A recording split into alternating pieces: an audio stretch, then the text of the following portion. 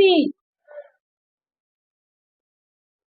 साथियों, विश्व आदिवासी दिवस के 30वां दिवस पर मंचासीन समस्त अतिथिगण, सभा में उपस्थित मातृशक्ति, पितृशक्ति, युवा शक्ति, छात्र छात्राएं, जनप्रतिनिधि, अधिकारी कर्मचारी, मीडिया के साथी और सुरक्षा व्यवस्था के तमाम साथियों को मेरा सादर सेवा सेवा सेवा जोहार। और साथ ही साथ 9 अगस्त विश्व आदिवासी दिवस का सभी सगाजनों को बहुत बहुत शुभकामनाएं, बधाई। तो साथियों, विश्व आदिवासी दिवस हमारे आदिवासी समुदायों का संरक्षण और उनको अधिकारों के प्रति जागरूक करने का यह दिन है। हमारे आदिवासी समाज भारत देश में ही नहीं, देश के विभिन्न हिस्सों में निवास करते हैं, जिनका रहन सहन, खान पान, रीति रिवाज अन्य लोगों से अलग होता है। समाज के मुख्य धारा से कटे होने के कारण हमारा आदिवासी समुदाय काफी पिछड़ा हुआ है, जिस कारण इनके उत्थान के लिए, इनको बढ़ावा देने के लिए और इनके अधिकारों के प्रति जागरूक करने के लिए तरह तरह के कार्यक्रम आयोजन किए जाते हैं। संयुक्त राष्ट्र महासंघ ने सन 1994 में पहली बार अंतरराष्ट्रीय आदिवासी वर्ष घोषित किया। इसके बाद हर साल 9 अगस्त को इस विश्व आदि दिवस के रूप में मनाया जाता है। भारत की अगर बात करें तो हमारे छत्तीसगढ़, मध्य प्रदेश, हिमाचल प्रदेश, आंध्र प्रदेश, झारखंड, उड़ीसा, गुजरात, काफी संख्या में इन क्षेत्रों में हमारे आदिवासी समुदाय के लोग निवास करते हैं। साथियों, चूंकि मेरा विषय 5वीं अनुसूची के बारे में है, तो सीधे चलते हैं अपने विषय की ओर। जब भारत देश आजाद हुआ तो 3 प्रकार के व्यवस्थाओं में विभिन्न भागों को बांटा गया था। पहला है सामान्य क्षेत्र, दूसरा है 5वीं और 6वीं अनुसूची और तीसरा है धारा 370 क्षेत्र, जो जम्मू कश्मीर में था, जिसे अब हटा दिया गया है। तो मैं आज आप सभी के बीच 5वीं अनुसूची की बात रखने जा रही हूँ। भारतीय संविधान में वर्णित 244 से स्पष्ट होता है कि हमारे देश का संवैधानिक, हमारे देश का प्रशासन, हमारे देश का भारतीय संविधान हमारे प्रशासन को 2 संवैधानिक दायरे में रखकर देता है। एक है गैर आदिवासी और दूसरा है आदिवासी बहुल क्षेत्र। देश का प्रशासनिक ढांचा गैर आदिवासी और आदिवासी क्षेत्रों में अलग अलग होती है। तो सबसे पहले मैं सामान्य क्षेत्र यानी गैर आदिवासी क्षेत्र की बात करूंगी। इन क्षेत्रों में देश का कोई भी नागरिक किसी भी क्षेत्र में भ्रमण कर सकता है, व्यापार कर सकता है, निवास कर सकता है। इसमें संविधान ने अनुमति दिया है। और वहीं दूसरी ओर अनुसूचित क्षेत्र यानी आदिवासी बहुल क्षेत्र, इन क्षेत्रों में 244(1) 5वीं अनुसूची और 244(2) 6वीं अनुसूची अनुच्छेद 19 के पैरा 5 और 6 के अनुसार इन क्षेत्रों में किसी बाहरी व्यक्ति को पारंपरिक ग्राम सभा के अनुमति के बिना इन क्षेत्रों में घुसना वर्जित है। इसलिए कहा जाता है, सुप्रीम कोर्ट ने भी कहा है, न लोकसभा न विधानसभा, सबसे ऊंची रूढ़िवादी पारंपरिक ग्राम सभा। माननीय उच्चतम न्यायालय का फैसला वेदांता के अनुसार अनुच्छेद 13(3) के तहत हमारे रूढ़ी व प्रथा को विधि का बल प्राप्त है। मतलब हमारे जो पूर्वों की व्यवस्था है, हमारे जो पुरानी व्यवस्था है, उसको संविधान में, कानून ने पावर दिया हुआ है और इसका उल्लेख 13(3) में किया गया है। दूसरा आता है उच्चतम न्यायालय का ही फैसला कैलाश बनाम महाराष्ट्र 5/1/2011 कि आदिवासी ही इस देश के असली मूल निवासी हैं। बावजूद इसके ये संविधान विरोधी सरकार हमारे आदिवासी समुदायों के साथ हमेशा शोषण अत्याचार करते आ रहा है। तीसरा आता है उच्चतम न्यायालय का ही फैसला आंध्र प्रदेश 1997 आंध्र प्रदेश यानी केंद्र सरकार व राज्य सरकार आदिवासी 5वीं अनुसूचित क्षेत्रों में इनका 1 इंच भी जमीन नहीं होता है। इसके बाद भी हमारे क्षेत्रों में पुलिस प्रशासन, राजस्व विभाग और वन विभाग कहाँ से घुस आया? क्या राष्ट्रपति या राज्यपाल द्वारा कोई अनुमोदन पास किया गया है? अगर अनुमोदन पास किया गया है तो उसका दस्तावेज पेश किया जाए। ये मैं नहीं, आप लोग कहेंगे, तभी हमारा आदिवासी समुदाय का अधिकार बचेगा।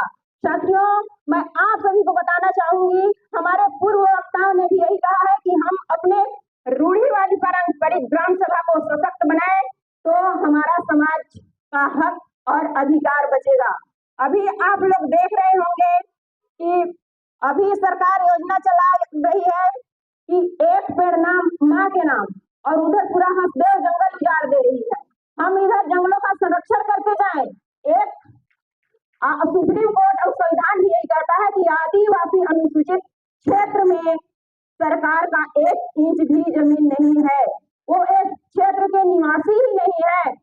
तो इसलिए अनुसूचित क्षेत्रों में 5वीं अनुसूची के अंदर 100% प्रशासन करने का अधिकार हम आदिवासियों के पास में होता है। इसके बाद भी संविधान विरोधी सरकार हमारे 5वीं अनुसूचित क्षेत्रों में सामान्य व्यवस्था लागू कर हमारे लोगों के साथ, हमारे अधिकारों के साथ उल्लंघन कर रही है।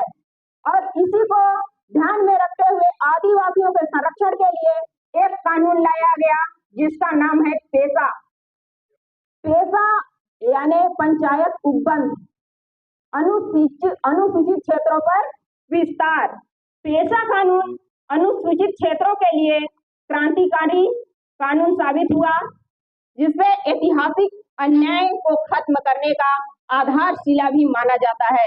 पेशा अधिनियम 1996 की धारा 6 में कानून को सामान्य रूढ़ि से हटाकर एक ग्राम को एक स्वयंभू इकाई के रूप में संविधान में प्रतिष्ठित किया गया है, और उसी के धारा 4 में ग्राम सभा की मतदाता सूची में शामिल सभी निवासियों को ग्राम सभा के रूप में माना गया है। और आगे 4 में उस ग्राम सभा को अपनी व्यवस्था को अपनी परंपरा के अनुसार चलाने का प्रावधान किया गया है। सामुदायिक संपदा जैसे जल, जंगल, जमीन सहित प्राकृतिक संसाधन के रूप में परिभाषित किया गया है। इस तरह वनों का प्रबंधन ग्राम सभा के रूप में ग्राम और समाज का माना गया है, और इसके लिए एक संविधान में व्यवस्था की गई है। और इस तरह वनों की संरक्षण के लिए एक कानून लाया गया, वन अधिकार अधिनियम 2006। इसका संक्षिप्त नाम अनुसूचित जनजाति तथा अन्य परंपरागत वन निवासी अधिनियम 2006 है। परंपरागत वन निवासी से कोई भी सदस्य या कोई भी समुदाय अभिप्रेत है। इस अधिनियम का प्रमुख प्रावधान है जो 13 दिसंबर 2006 से पूर्व कम से कम 3 पीढ़ी तक उस वन भूमि पर निवास करता रहा है और अपनी आवश्यकताओं के लिए वनों पर निर्भर है। ऐसे समुदाय को हम परंपरागत वन निवासी समुदाय कहेंगे। वन अधिकार अधिनियम 2006 का मुख्य उद्देश्य विशेष रूप से आदिवासी समुदायों को वन अधिकारों का मान्यता देकर ऐतिहासिक अन्याय को दूर करना, उन्हें अपनी पैतृक भूमि पर कानूनी मान्यता प्रदान कर सशक्त बनाना है, जिस पर वे कई पीढ़ियों से निवास करते आ रहे हैं। इन समुदायों को वन भूमि का विशेष अधिकार भी दिया गया है। इसमें एक पीढ़ी यानी कि 25 साल का आंकड़ा लगाया गया है, मतलब जो समुदाय 75 साल से उस भूमि पर निवास कर रहा है उसे वन अधिकार का मान्यता दिया जाएगा। तो अभी हमारे संविधान को लागू हुए 50 में लागू हुए लगभग 77 साल हो रहे हैं और हमारे पूर्वज हजारों सालों से उस जंगल पर निवास करते रहे। तो सोचिए आप लोग, यहाँ पर ये संविधान विरोधी सरकार हमारे साथ किस तरह से प्लान करके हमारे साथ छल किया जा रहा है, हमारे अधिकारों को छीना जा रहा है। अभी आप सबने देखा होगा, अभी आप सबने नारा लगाया कि जल जंगल जमीन हमारी है। जब जल जंगल जमीन हमारी है तो सरकार जंगल में घुसकर या फिर हमारे प्रति और हमारे जो जल जंगल जमीन है, जल जंगल जमीन हमारी है तो जंगल में जो भी पेड़ पौधे वनस्पति पत्तियां हैं उनके मालिक भी तो हम ही हुए ना। तो फिर अभी 2 महीना पहले तेंदुपत्ता तोड़ने का काम चल रहा था तो सरकार ने 4 दिन या 1 सप्ताह ऐसे लागू किया था। तो जब जल जंगल जमीन हमारी है, वहाँ की पूरी पेड़ पौधे हमारे हैं, वहाँ की वनस्पतियां हमारी हैं, तो सरकार कैसे निर्णय लेती है कि तेंदुपत्ता 4 दिन तोड़ने हैं कि 6 दिन तोड़ने हैं। और सरकार ये कैसे कहती है कि तेंदुपत्ता तोड़ के सिर्फ एक ही दुकान में बेचो। हमारा सामान है, हमारी मर्जी, हम कहीं भी बेचे। सरकार को निर्णय लेने का यहाँ कोई अधिकार नहीं बनता साथियों। लेकिन मेरे कहने से कुछ नहीं होगा, आप सभी को कहना पड़ेगा और आप लोग तभी कह पाएंगे जिस दिन आप संविधान पढ़ेंगे, जिस दिन आप पेशा कानून पढ़ेंगे, जिस दिन आप ग्राम सभा के पावर को जानेंगे। तो इन समुदायों को वन भूमि में विशेष अधिकार भी दिया गया है। वन भूमि में निवास करने वाले अधिकार, अपने आवश्यकताओं के लिए वहां से चीजें इकट्ठा करने का अधिकार, खेती करने का अधिकार, अपने अधिभोग के लिए और विस्तारण के लिए जलाऊ लकड़ी, चारागाह हो गया, लघु वनोपज के लिए फल पत्तियां वनस्पतियां हो गई और विशेष रूप से जंगल को संरक्षण करने का अधिकार भी हम आदिवासियों को दिया गया है। और मैं बता दूं आपको, जहाँ जहाँ जंगल है वहाँ वहाँ हमारे आदिवासी निवास करते हैं, इसलिए हमारा जंगल बचा हुआ है, वरना संविधान विरोधी सरकार तो इस जंगल को कब का उखाड़ फेंक दी होती। साथियों, हमारे लोग उस जंगल से लगभग 6 महीने तक अपना जीविका चला सकते हैं। लेकिन वन और इसमें ये होता है कि अंग्रेजों के जमाने की जो कानून है वो कानून आदिवासी क्षेत्रों पर लागू नहीं होता और सरकार कहती है कि हम कहते हैं कि जल जंगल जमीन हमारा है। सरकार वो जल जंगल जमीन को लगातार हमसे छीनते जा रहा है और वन विभाग कहता है कि ये सरकारी है। तो मैं आप लोगों को बताना चाहूंगी, सरकार से पूछिएगा, जैसे हमारे पास कोई जमीन होता है, हमारे दादा परदादा हमारे पुरखों का, तो एक बेटे का होता है, फिर उसके बाद उसका बेटा होता है, फिर नाती पोता होता है, ऐसे रिकॉर्ड चलते जाता है कि हम किसी को बोलते हैं जमीन हमारी है तो सरकार हमसे रिकॉर्ड मांगता है कि तुम रिकॉर्ड दिखाओ। लेकिन जब सरकार हमारे जंगलों को बोलती है कि ये हमारी जंगल है, तो मैं आप लोगों को बताना चाहूंगी कि सरकार से पूछिएगा कि सरकार भी अपना दस्तावेज पेश करे, वो कभी नहीं दिखा पाएंगे। क्यों? क्योंकि हर 5 साल में सरकार का बाप बदल जाता है। तो साथियों, मैं आप लोगों को और एक चीज अवगत कराना चाहूंगी, वन भूमि को में सरकार चाहे तो वन भूमि को विकास परियोजना के लिए सामान्य भूमि में कन्वर्ट भी कर सकता है, जैसे स्कूल बनाना, आंगनबाड़ी बनाना। लेकिन इस विकास परियोजना का अनापत्ति सिफारिश ग्राम सभा के द्वारा दिया जाना आवश्यक है।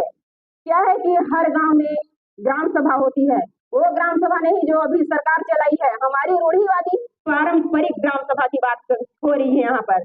तो सब मिलकर सलाह मशवरा करके अनापत्ति दर्ज कराते हैं कि आप जो विकास परियोजना का काम लागू किए हैं इससे गांव वालों को कोई आपत्ति नहीं है, तभी सरकार उस परियोजना को आगे बढ़ाएगी, अन्यथा नहीं।